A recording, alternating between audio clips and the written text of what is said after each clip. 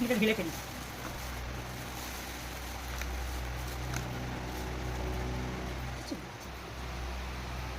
রান্না হবে চিংড়ি ভাপা। চিংড়ি ভাপা। এবার আমি কেটে ফেলি। মাছগুলোকে একটু পরিষ্কার করে নিই। সেরাগুলো একটু টাইম লাগবে, সেরাগুলো ফেলতে হবে।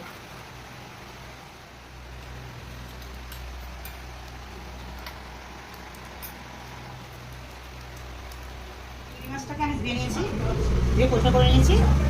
এবার আমি এই যে মশলাগুলো, এই যে মশলাগুলো আছে, কি কি আছে? কালো সর্ষে, সাদা সর্ষে, পোস্ত, এই যে কাঁচা লঙ্কা বাটবো। বেটে কড়াইটা বসিয়েছি, কড়াইটা জল বসাবো, গরম জল।